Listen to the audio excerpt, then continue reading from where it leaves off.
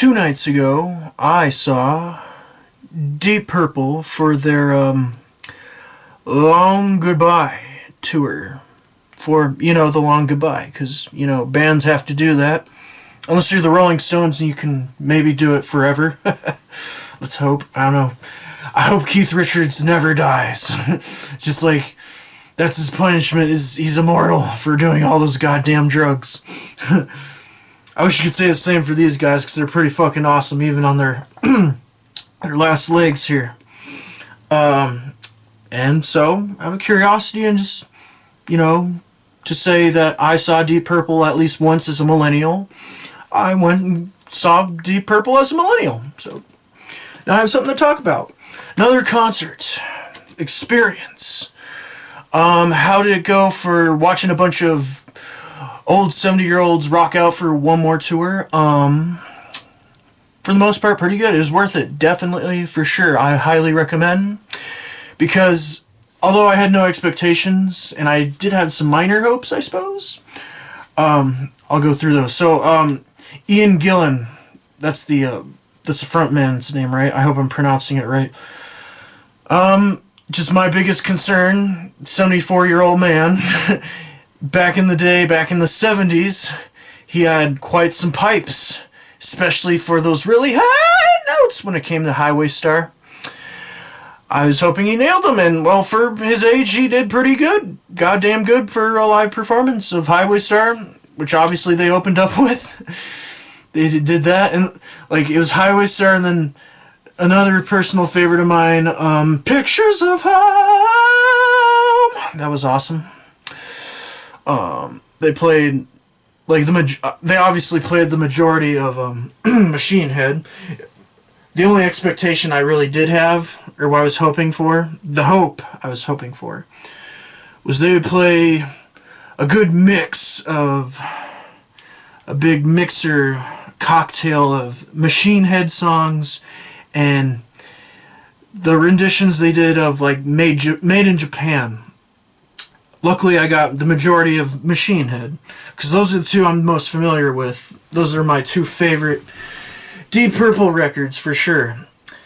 And I'm glad, because everyone knows, at least 4 of the 7 songs on Machine Head. Luckily, they played 5 of them, and they played the one that I was really hoping they played, which is Pictures of Home, as, the extra bonus. Because that is a fucking awesome song to jam to, and they actually jammed to it, too. I really like that. There's a great bass part. And I'll get to Steve Morse, by the way, because obviously Ritchie Blackmore wasn't in this lineup of Deep Purple.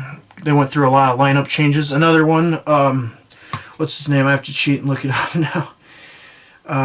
What's his name? Don Airey had to replace John Lord because he retired in the early 2000s, and now he's fucking dead. So he couldn't come back, unfortunately. Yeah, definitely the two players that really shined was Steve Morse and Don Airey.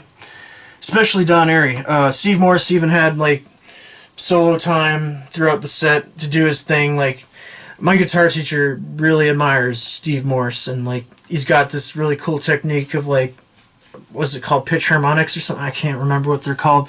I'm just a amateur guitarist, but yeah, Steve Morse shined, and Don Airey really did shine. He had, obviously, when you see live renditions of Lazy and Perfect Strangers, there's keyboard solos, both of which were fucking amazing. I'll post them later, hopefully. Those were the 2 big highlights. Steve Morse's solos, Don Airey's keyboard solos. I was hoping maybe, what's his name, Ian Pace, he'd have a drum solo, but he's really old. He's old as fuck.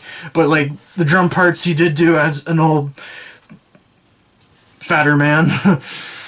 He still did great. Everyone did great, even Ian Gillan.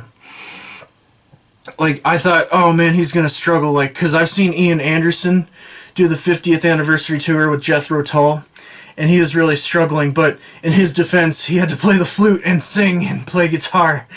So he gets a pass in my book.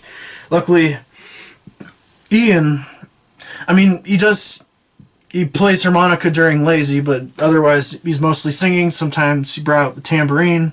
Alright, anyway, as for the set itself, so yeah, as I mentioned before, 5 of the 7 Machine Head songs, Perfect Strangers, lots of classics.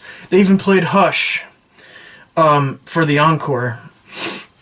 They did some unique things. Yeah, the only criticism I have is the rendition of Space Trucking. Like, I thought, oh fuck, like, because this is their last tour, they have to do something really crazy with Space Trucking because it's one of their most iconic songs, but they kind of made it an abridged version from what it sounded like. I was expecting, oh fuck, they're gonna go Made in Japan on this shit, but nope. They kind of abridged it. I thought even drummer Ian would have a drum solo, but or something, throw me a bone, but no. I guess they kind of saved some stuff for like. I'm surprised they pushed Smoke on the Water for the ends, because like with Made in Japan, I was like in the middle. But again, that was like early in their career where maybe they would make really great music beyond Machine Head. But nope, Smoke on the Water was at the end. But luckily they pulled all sorts of cool stops and stuff like I have to cheat again. I'm sorry, I can't remember names too well. Their opener, what was their name? Is like Joyous Wolf. That's right. The guitarist of Joyous Wolf joined on stage to play, along with Smoke on the Water. So that was really cool. And the encore was really cool too, because not only did they play the cover of Hush that they're known for, they played like a intro excerpt of 250624 Chicago, or at least the that'd be pretty cool if Ian sang that. But there's that, and then in between there's what's his name? I believe it's Roger Glover, the bassist. He had a little bass solo, and they went into Black Knight, closing the night. Overall, it's really fucking fun. Highly recommend it.